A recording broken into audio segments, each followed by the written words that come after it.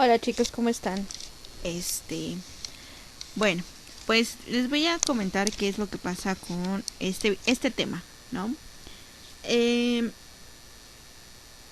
Cuando yo les pregunté en el grupo que si había alguna duda, aunque no todos comentaron, algunos hicieron el comentario de que pues no habían comprendido bien el tema, que eran muchos términos, y que a lo mejor la técnica de la electroforesis no la habían comprendido bien, o quizás sí, pero no se imaginaban cómo era.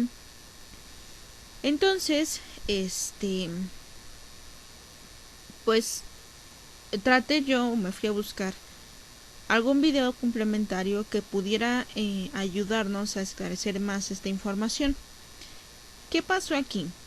Si ustedes van y buscan un video de proteínas plasmáticas en el internet, les van a aparecer muchos, pero a mí la verdad ninguno me gustó, y no porque no dijeran las cosas como eran o porque estuviera mal, sino que la mayoría mencionaban otros tipos de términos que, si bien es importante que ustedes en algún momento sepan que existen, pero no es como el objetivo de esta clase, por así decirlo, ¿no?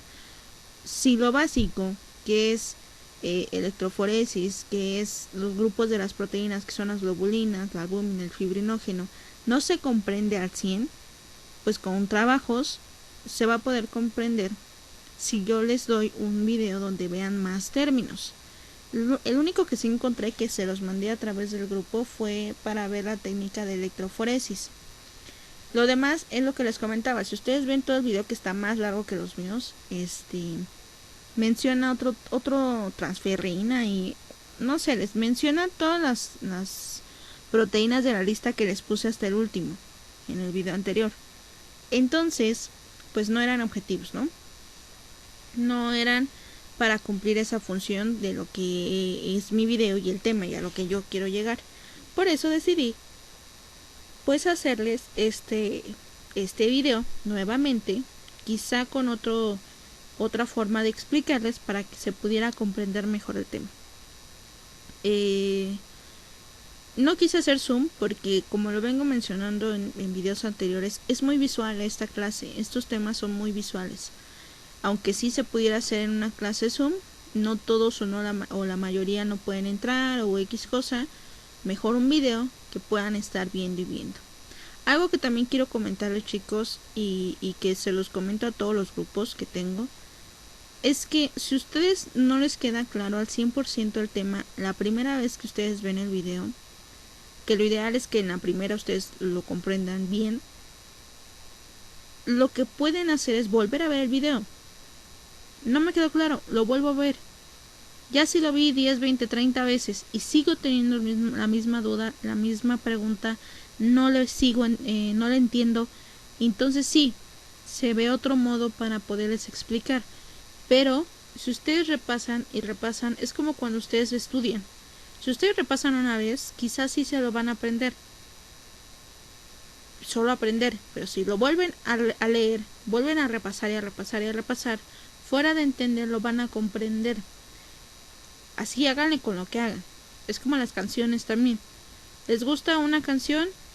Bueno, les vuelve a gustar, y poco a poco, conforme la van reproduciendo y otra vez y otra vez y otra vez, terminan aprendiéndosela. A veces no le comprende. Bueno, hasta la que ya se las aprendieron y la vuelven a cantar ustedes también junto con la canción, comprenden quizá el, el, el contexto de esa canción. Es lo mismo en este tema, es lo mismo en este video. Entonces, por eso les quise volver a hacer este video, para poder explicarles quizá de otra manera. ¿Ok? Ok, entonces en esta imagen que ya les había mencionado que venía en otros videos, vienen los compartimentos del cuerpo humano, por así decirlo, ¿no? Entonces vamos a ver que el peso corporal en su mayoría está compuesto por agua, ¿ok? Esta parte sirve, chicos, para hacer un repaso, ¿no? Alrededor del 90-92% es de agua o líquidos lo que compone el peso corporal. El restante, que va de 8 a 10%, es de sangre entera, que a su vez está compuesta por dos compartimentos, el plasma sanguíneo y los elementos corpusculares. El plasma sanguíneo es esta parte líquida de la sangre y los elementos corpusculares la parte sólida. De los elementos corpusculares creo que ya no hay tanta duda, creo que eso nada más es que repasen las características de cada célula y que sepan en qué grupo van, si son granulocitos, agranulocitos y sus principales funciones, ¿no? Vayamos al plasma sanguíneo. El plasma sanguíneo ocupa el mayor porcentaje de esa sangre entera, que a su vez está compuesto por tres compartimientos, por así decirlo: las proteínas, el agua y otros solutos. De estos tres, ¿ok?, de lo que está compuesto en su mayoría, ese 55% de plasma es el agua. Le siguen las proteínas y de ahí otros solutos. El tema de estudio son las proteínas, entonces nos vamos a esta área. De las proteínas existen grupos, ¿no? La albúmina, las globulinas y el fibrinógeno. Y todos esos nombres raros que vieron al final del video, que escucharon a lo mejor en otro video, entran dentro del 1% de otras proteínas. Por eso es a lo que voy. O sea, yo lo importante, lo que yo quiero que ustedes aprendan y lo que ustedes comprendan son estas tres: albúmina, globulinas y fibrinógeno. De esos tres grupos, la albúmina es la que ocupa más porcentaje de ese 7% de las proteínas. ¿Ok? Le siguen las globulinas, que son un grupo de proteínas que nos ayudan a combatir cuando hay una infección, cuando hay una alergia. ¿Ok? Y el fibrinógeno, que nos va a ayudar propiamente a la coagulación. ¿Ok? Hasta aquí creo que no está. ¿Cuáles son las funciones principales de cada una de ellas? O las, digamos que, obviamente, pues son tres grupos y sus funciones principales entran como funciones de proteínas plasmáticas. ¿Ok? Cuando yo digo proteínas plasmáticas, o cuando ustedes escuchen esa palabra, se refiere a estas tres que están aquí: al grupo de la albúmina, las globulinas y el fibrinógeno. ¿Cuál es la principal función de la albúmina? Bueno, ayuda a esa presión coloidosmótica en el plasma, y esta presión nos va a ayudar a evitar la salida de líquidos o del propio plasma a través de las paredes de los capilares hacia el exterior. ¿Ok?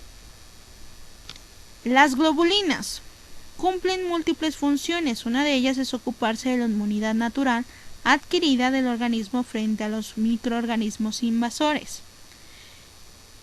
Estas globulinas, IgG, IgM, IgE, IgI, IgG, ¿ok?, cada una tiene su principal característica y su principal función.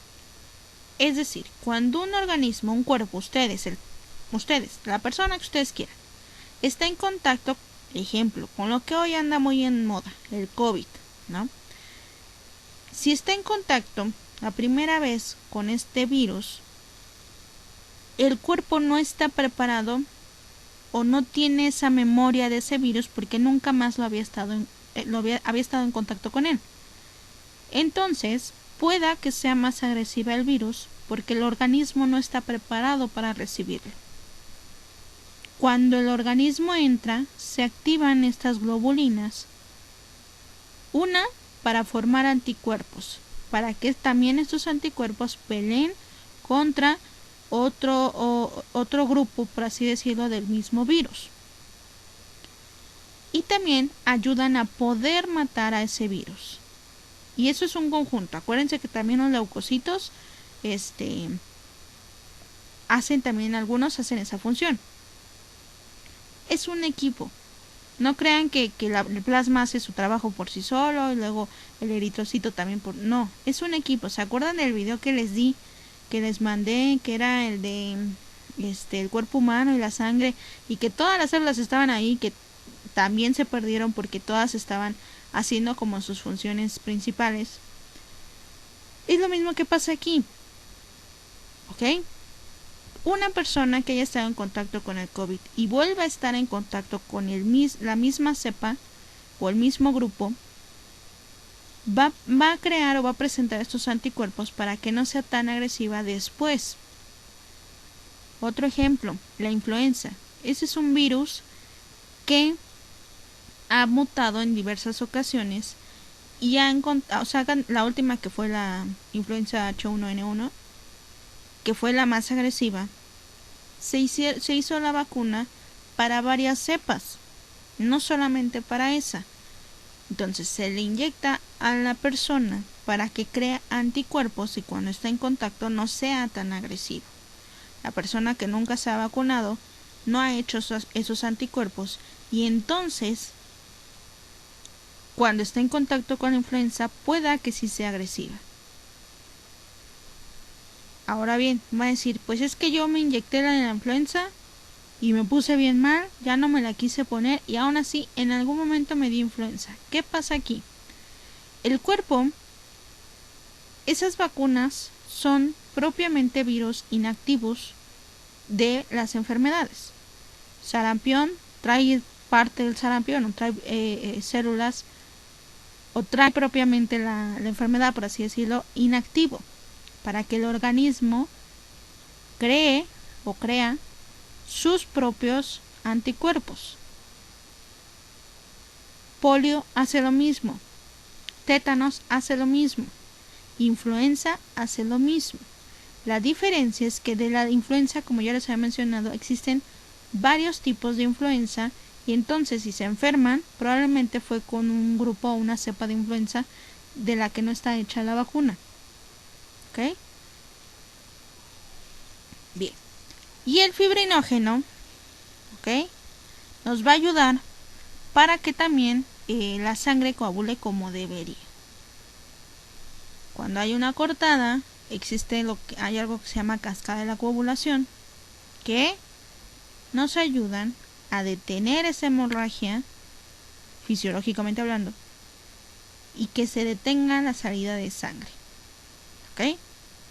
El fibrinógeno ayuda a que se produzca ese coágulo, junto con otras sustancias, colágeno, plaquetas, ¿ok? Bien, ¿dónde se van a reproducir la mayoría de estas proteínas? En el hígado, ¿ok? La mayoría lo hace ahí. Lo va a hacer en una velocidad de 30 gramos por día, ¿ok? Diario una persona va a crear 30 gramos de proteínas plasmáticas de los tres grupos: fibrinógeno, globulinas y albúmina. Bien, antes de que hablemos de cada una de las proteínas, pues cómo se estudian, cómo se observan, cómo se ven. Cuando hablábamos de las células corpusculares o los elementos corpusculares como el eritrocito, el linfocito, monocito, macrófago, para poderlas nosotros observar se hacen mediante tinciones a través de una muestra y que se observa al microscopio. ¿Ok? Solamente así. Si nosotros manejamos esa muestra, podemos romper esas células y ya no se van a ver a través del microscopio. En el plasma no va a ser así. Para que nosotros podamos observar estas proteínas plasmáticas, se tiene que hacer un procedimiento que se llama electroforesis para proteínas plasmáticas, que es el principal que se utiliza o el que se ocupa en los laboratorios. ¿Ok? Esta electroforesis va a hacer que ese plasma se separe, que esas proteínas se separen, y entonces nosotros podamos sacar un resultado. ¿Ok? La electroforesis es ese procedimiento que se hace a través de cargas para que se separen las proteínas y obviamente de una muestra, ¿ok?, que ya tuvo un procedimiento previo. Para nosotros poder separar ese plasma, primero se debió de haber centrifugado la muestra, ¿ok? Se centrifuga la muestra, se separa el plasma de la sangre y nosotros sacamos ese plasma.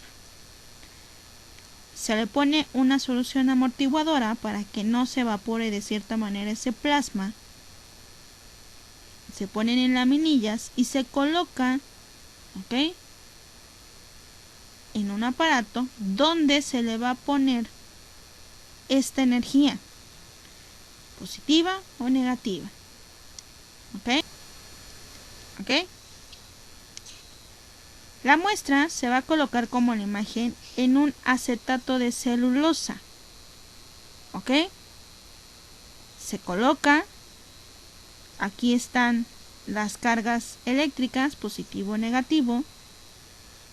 Y se le da esa energía a esa muestra, conforme a la densidad de cada una de las proteínas, es conforme se van a ir separando. La albúmina es más densa quizá que las demás proteínas. Y aparte, como es la que más en cantidad hay, es la que más va a alcanzar este porcentaje. Así se ve. El resultado de una electroforesis así se ve. Y esto se hace a través de las cargas. Eso es como si fuera una gráfica, que en el video que les mandé viene un poquito más explícito y mejor explicado. ¿Ok? Para que lo vean, chicos. Bien, en esta imagen, aquí es donde vemos todos unos nombres bien raros que no le entiendo, que no, lo que quieran, ¿no? Esos nombres fuera de las globulinas, del fibrinógeno y de la albúmina son las que componen el 1% de las otras proteínas plasmáticas, que son las que les digo que ahorita no tiene tanto caso como explicarlas una por una, porque yo quiero que sepan cuáles son las albúmina, las globulinas y el fibrinógeno. ¿Ok? Ese es el resultado de una prueba de electroforesis. Aquí lo dividen las globulinas en grupos, alfa 1, alfa 2, beta y gamma. ¿Ok? ¿Cuáles son? Esas que ustedes ven en su pantalla. IgG, IgA, IgM, IgD y IgE. Acuérdense que este está mal escrito, es E. Cada una tiene su principal función. Por ejemplo, la IgG, ¿sí?, nos protege contra virus y bacterias. Si ustedes se hacen en algún momento una prueba rápida de las que ahora se están haciendo para detectar que se haya tenido contacto con COVID, si el IG cuenta con dos parámetros para detectar esto, que son esas globulinas, perdón, de la IgG y la IgM. ¿Ok? La IgG, ¿sí?, se va a activar en el momento en el que se está con esa enfermedad. Otra, si ustedes se enfermaron por una bacteria, no sé, tuvieron algún proceso de infección en la garganta y en ese momento se hacen un estudio de globulinas, IgG va a salir alta porque en ese momento tienen esa bacteria activa. ¿Ok? IgA, ¿ok?, nos protege sobre todo las membranas de las mucosas ante cualquier agente. IgM es el primero de los anticuerpos en ser excretado después de la exposición a un antígeno. Ejemplo, el del COVID. Si se hace una prueba rápida y sale IgM activado, quiere decir que en algún momento estuvieron en contacto con el virus. ¿Ok? Más no que en ese momento lo tuvieran. IgD. Esta está implicada en la activación de las células B. Las células B, acuérdense que son aquellas linfocitos que nos ayudan ante una infección, ante un microorganismo. ¿Ok? IgE esta está implicada en las alergias.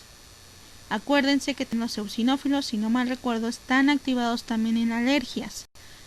Cualquier persona que sea alérgica a lo que sea, fresa, huevo, chocolate, alimentos, medicamentos, sustancias que tengan una alergia y presenten una alergia y en ese momento le hagan estudio de las globulinas, IgE va a estar activado. ¿Ok? Es básicamente lo que quiero que ustedes se aprendan. ¿Cuáles son? ¿Para qué funcionan? Y sí, obviamente saber cómo es su estructura y el porcentaje que representan. Pero una vez comprendiendo lo básico, va a ser más fácil entender esta parte.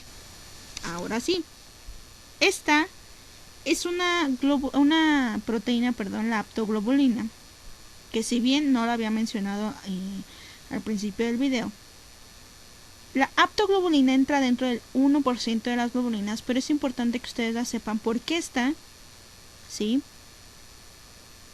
va a estar o va a ayudar junto con la hemoglobina a que no pasen ciertas sustancias a través del glomérulo, que es donde ésta hace su función. ¿Qué es el glomérulo? Es la unidad funcional del riñón. Acuérdense, la principal función de un riñón es filtrar. ¿Qué va a filtrar? Sustancias que el organismo ya no quiere o sí necesita. Ejemplo, la glucosa. La glucosa no se secreta por la orina. Si ese riñón, ese filtro, falla, la glucosa va a salir. ¿Ok? Entonces, si esa persona que tiene glucosa alta, el riñón falla y por lo tanto la aptoglobulina falla, va a empezar también a sangrar a través de la orina. Quiere decir que aparte de que algo está condicionando ese sangrado, esta proteína está fallando. ¿Ok? Esta imagen que les puse, pues es un glomérulo. Esto que ustedes ven, que las flechitas, que si entra, que si no sale, que qué pasa, que hay aquí, ¿ok? Eso no es como para que ustedes se lo aprendan, porque no. Con que sepan que el glomérulo, es la unidad funcional del riñón, me basta. ¿Ok? La albúmina es la proteína principal del cuerpo humano, o del plasma humano, ¿sí? Se sintetiza o se produce en casi el 12 gramos al día y en el hígado, ¿ok? Y existe albúmina a nivel de espacio extracelular y en el plasma. ¿Para qué nos va a ayudar la albúmina? Acuérdense que en cualquier compartimento del cuerpo humano existen presiones. Hay una presión hidrostática y una presión oncótica. La hidrostática es la que se encuentra dentro de los capilares, de esos vasos sanguíneos. ¿Ok? La albúmina nos va a ayudar a contener lo que está dentro de ese vaso y que no se salga. Si la albúmina disminuye, esta presión va a disminuir. ¿Y qué va a pasar? Lo que hay aquí adentro va a salir a través de esas paredes, como lo ven aquí. Se llama trasudado. Pero, ¿ok? Si esa presión hidrostática, si la presión oncótica disminuye, entonces todo va a salir. Va a salir líquido y van a salir proteínas. Y eso se llama exudado. ¿Ok? ¿Qué es lo que sucede? Por ejemplo, en los pacientes alcohólicos, que les daba ese ¿cómo se llama? Ese ejemplo en el video anterior. Entonces, si la presión hidrostática, que es la que se encuentra dentro del vaso sanguíneo, aumenta,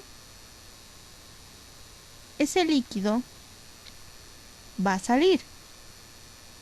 Si la presión oncótica disminuye,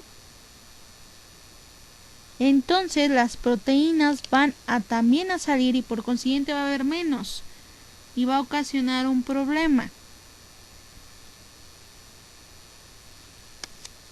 ¿Ok? ¿Cómo nos damos cuenta cuando quizá está mal este momento en la producción de albúmina? Porque los pacientes se hinchan. Otro ejemplo, por ejemplo, los pacientes hipertensos por lo regular pasa por esta situación porque la presión hidrostática aumenta. Pero la causa de que se hinche la persona con presión alta o hipertensa no es por la falta de producción de albúmina, sino por las presiones que maneja propiamente el corazón. Obviamente si esa presión aumenta, si se hincha esa persona, sale líquido, que no es hinchar, se llama edema, ¿no? Hay que ver cómo está su albúmina, porque también pudiera estar mal, pero a consecuencia de otra cosa. Hay que controlar la presión para que entonces la presión hidrostática se regularice. Si el problema propiamente está en la albúmina, pues hay que dar albúmina, como los enfermos del hígado. ¿Ok? Y bueno, ya por último, chicos, esta imagen también viene en el video anterior, donde vienen todas las proteínas existentes y viene en qué situaciones disminuye y en qué situaciones aumenta. Quédense con las principales. Albúmina, de aquí solamente sería esa. Proteína C reactiva también, porque en algún momento se va a escuchar en genética, por ejemplo. Aptoglobulina, fibrinógeno y las inmunoglobulinas A, E, G y M. ¿Ok? Entonces solamente apréndanse esas y sepan en qué momento disminuyen y en qué momento aumentan. Bien, esta tablita también viene en el otro video, chicos. Es porque obviamente a partir de que nacemos, estas células o estas inmunoglobulinas se empiezan a desarrollar. No toda la vida tenemos la misma cantidad de estas globulinas. Entonces es una tabla de valores normales de 0 años a 6 y ya de ahí mayor de 6 años hasta el adulto, ¿no? Y si se fijan, van variando, van disminuyendo, otras van aumentando, otras se quedan igual. ¿Ok?